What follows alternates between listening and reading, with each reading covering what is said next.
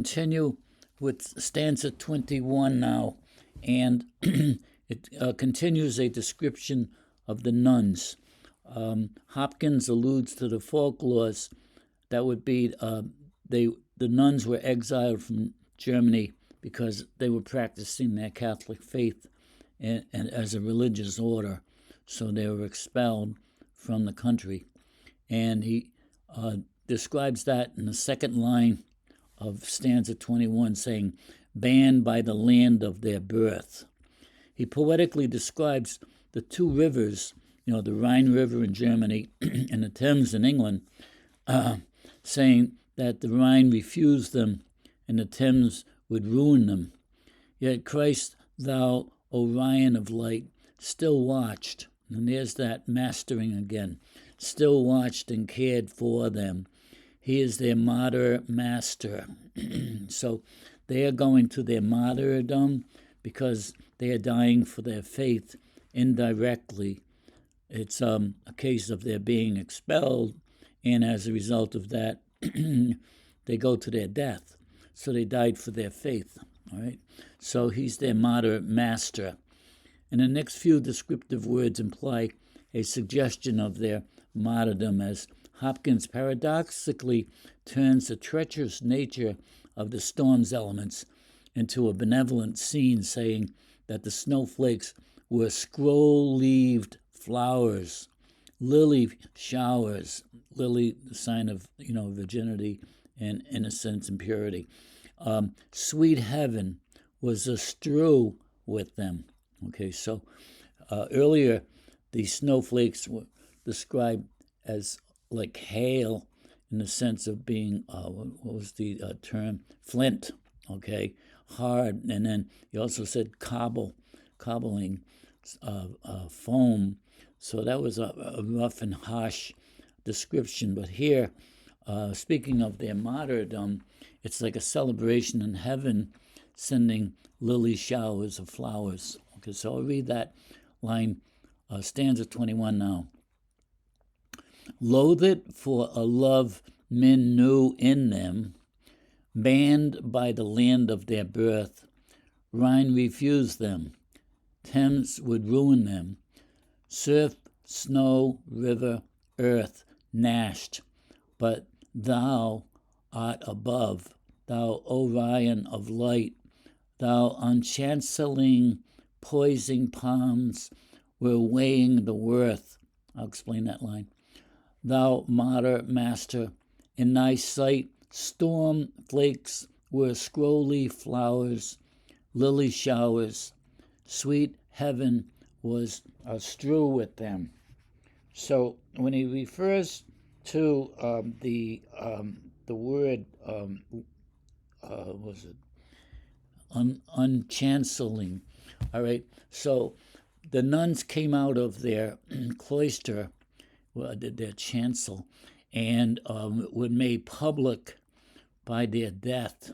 Okay, here they are out in the public with the rest of people, and they became a newspaper story. All right, so thy unchanceling poising palms, poise, that means balancing the palms, weighing the worth. Thou martyr master. So there's that theme again of mastering. In thy sight, the storm became like confetti, right, in the sense of showering sweet flowers from heaven, right? So now the next stanza, I'll stay on this side first. He focuses on the number 5, and there are 5 wounds of Christ, all right, his hands, feet, and side. And then he links that to the 5 nuns, okay? And there's a sense of, agony and death associated with that, and then with the 5 nuns, too. So 5, the finding and sake and cipher of suffering Christ. Okay, so that would be the mark of his wounds. The mark is of man's make, and the word of it sacrificed. but he scores it in scarlet himself on his own bespoken. Now here he's referring to the stigmata, which certain of his bespoken, like St. Francis of Assisi and Padre Pio and a few other, St. Catherine of Siena, they had the stigmata, the signs of Christ. Before time taken, there is prized and priced stigma, signal, cinquefoil, that's a flower, I'll explain that, token for lettering of the lamb's fleece, the Lamb of God, sacrificial Lamb of God, ruddying of the rose flake. I'll read that again, but let's go back over here and I'll read through this. This stanza is a meditation on the number 5, the 5 nuns and the 5 wounds of the crucified Christ, the cipher of suffering Christ. He tells us that Christ scores it 5 on his own bespoken. Here he's referring to the stigmata, miraculous marks corresponding to the 5 wounds of Christ, given to some saints such as St. Catherine of Siena, St. Francis of Assisi, and Padre Pio. He calls it a cinquefoil. I said I'll explain that. For lettering of the lamb's fleece. Now, a cinquefoil is a flower whose yellow blooms have 5 heart-shaped petals. And over here, the rose flake is ruddy blood. Hence, he's making the association of the Lamb of God and the 5 nuns enmeshed with this concept of association to the 5 wounds of Christ. And the word of it, 5, is sacrificed. So that brings up the idea that these nuns were sacrificed and therefore martyred, okay? And as martyrs, they were celebrated for that, okay? So we'll move on. I'll read that again. 5, the finding in the sake and cipher of suffering Christ. The mark is of man's make, and the word of it sacrificed. But he scores it in scarlet himself on his own bespoken. Before time taken, there is prized and priced stigma, signal, cinquefoil token for lettering of the lamb's fleece, ruddying on rose flake. All right, now the addresses of St. Francis of Assisi, saying that, he must be proud because the nuns were Franciscan missionaries, and they, associated with St. Francis, he's the founder. So joy and fall to thee, Father Francis, because you have 5 nuns being martyred, drawn to the life that died, Christ. In other words, Francis drawn to Christ, with the knowls of the nails and thee, his stigmata, each of his lance and his love's gate crucified, and the seal of his seraph arrival. And these thy daughters, the 5 live it and leave it, favor and pride, are sisterly sealed in the wild waters, to bathe in his 4 gold mercies, to breathe in all his fire glances. Okay, so I'll read this side. Hopkins continues. I read this already. Yeah, is meditating on number 5. I believe I read this. Okay. Here Hopkins locates himself in time. No. Okay, let me go back. I'm sorry. Hopkins continues the meditation number 5, linking St. Francis to the 5 nuns, referring to them as these thy daughters, for they were Franciscan missionaries. There is a subtle reference to the seal of baptism in the line, and 5 lived and leaved, favor and pride, are sisterly sealed in thy wild waters, to bathe in his 4 gold mercies, to breathe in all fire glances. In this stanza, Hopkins links together the suffering and joy, echoing the tears and glee in stanza 18, a combination of sadness and joy, an early preparation of Hopkins for the later meditation on Christ's suffering and joy, as we'll see in the latter part of this poem. Now I move on to stanza 24. Here he's talking about himself writing this poem back in the time when he wrote it, okay? And he locates himself where he was, and when he heard about this tragedy, and he was studying in the House of Formation, St. Buenos. So that's what he does in the stanza. Here Hopkins locates himself in time frame of this tragedy by telling us that while this horror was taking place, he was safe and sound under a safe roof, and as a theology student at St. Buenos, a Jesuit House of Formation in his beloved Wales. I was under a roof here, I was at rest, and they, the prey of the gales, okay, they were suffering. Then he returns to his narrative of the nun's ordeal by now saying, for the first time, what the tall nun had called out. He had mentioned earlier in the stanzas, called. And here he says, this is what she said, "O Christ, come quickly, Christ." All right, "Oh Christ, come quickly." All right, so 5 words. The stanza ends with this line, "The cross to her she calls, Christ to her, christened her wild one best." That will be explained, all right? Hopkins will treat the next stanzas explaining what the tall nun meant by this call, okay? So let's go over here, because this is the stanza that I had not read. This is talking about himself now. "Away in the lovable west, on a pastoral forehead of Wales," now pastoral in 2 ways, because there are sheep there. It's like a large expanse of land where the sheep graze, but also it's a formation of priests to become pastors, and all right. "So I was under a roof here, I was at rest, and they the prey of the gales. She to the black about air, to the breaker, the thickly fallen flakes, to the throng that catches and quails, was calling, 'O Christ, Christ, come quickly.' The cross to her she calls, Christ to her, christens her wild worst best." All right, I'll continue. "The majesty, what did she mean?" All right, that's like an exclamation. The majesty, what did she mean? Breathe, arch, an original breath. Is it love in her of the being as her lover had been? Breathe, body of lovely death. They were else-minded. Now here he's talking about 2 things. They were else-minded then.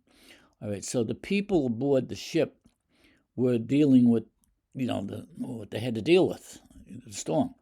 So they were else-minded altogether, the men. But then we're also talking about Gennesareth, which is, Christ was in the boat and he fell asleep, and the men were fearing for their lives because the torment of the ocean, and they woke Christ, in fear of their lives, and Christ said to them, why don't you have faith? Didn't you have faith? No need to wake me, So he's talking about those men as well as the men aboard the ship here. "The men woke thee with a, we are a perishing in the weather, Gennesareth." Okay, so there's the reference there. Or is it that she cried for the crown then? Okay, her reward, she'll wear the crown, having finished the race. The keener to come at the comfort for feeling the combating keen. Okay, so she was like reaching out to Christ for her reward. So what he's doing, this is all conjecture. He's wondering what she meant by those words, and he's offering some suggestions, but then he shoots them down. Okay, no, that wasn't the reason. No, that wasn't the reason. No, that wasn't the reason, and so on. He goes like that. So he begins with the question, what did she mean? Then he offers a few of his conjectures and rules them out with his own reasonings. That she was wishing for death to come quickly so she could be united with Christ, for as a nun she was spiritually a bride of Christ, breed body of lovely death. The next image is that of a disciple in the boat when Christ was sleeping, and they awoke him from fear of drowning, and they were else-minded. Then also, altogether, the men woke thee with the we are a perishing, so on. Another conjecture was that of the greater reward, and she was reaching for the crown of martyrdom. She was keen on attaining the comfort that would accompany her martyrdom. Hopkins discounts this, suggesting that she had neither the calm nor the quiet for such a reflection. So what does she mean by those 5 words? And that's what we're looking at here. So stanza 26, he now meditates on the subject of reward. He begins by suggesting that people who suffer an English winter are rewarded with the heart's cheering of the onset of spring, when the jay-blue heavens appear, of pied and peeled May. There's that pied again, colorful, different colors, and peeled, like things are being peeled away, and May is waking up, okay? So it's like an unraveling of springtime.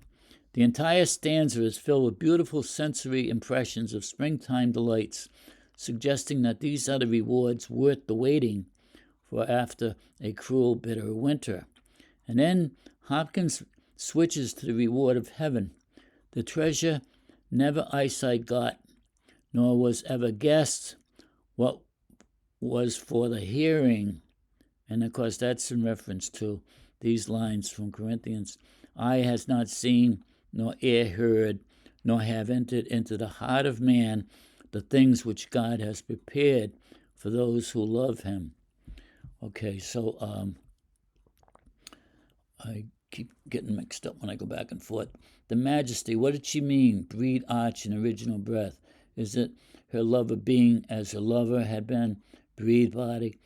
No, so we read that. For how to the heart's cheering, the down-dug ground hugging gray hovers off, the jay-blue heavens appearing of pied and peeled May. So that's what I'm talking about, like through the long English winter, how the heart is, cheerful at the ground softening and the flowers appearing, And then he describes that blue beating and hoary glow height, or night still higher with belled fire and more soft milky way. What by your measure is the heaven of desire, the treasure never eyesight got, nor was guessed for what the hearing. So that refers to eye has not seen, nor ear heard. All right, now stanza 27. I'm going to be honest here. I have no idea what this means. So I'll read it, and then we're going to stop here because I'm going to break this down into another upload of these uploads that I'm making here, and I'm breaking them down. So I'll just read through this one, and I don't know what it means. No, but it was not these, the jading and car of the cot, time's tasking. It is fathers that asking for ease of the sodden with its sorrowing heart, not danger, electrical horror. Then further it finds the appealing of the passion is tenderer and prayer apart. Other, I gather in measures her mind's burden and winds burly and beat of indragoned seas. So I'll just say I have no idea what that means. And we'll stop here and we'll pick up with stanza 28 when I come back.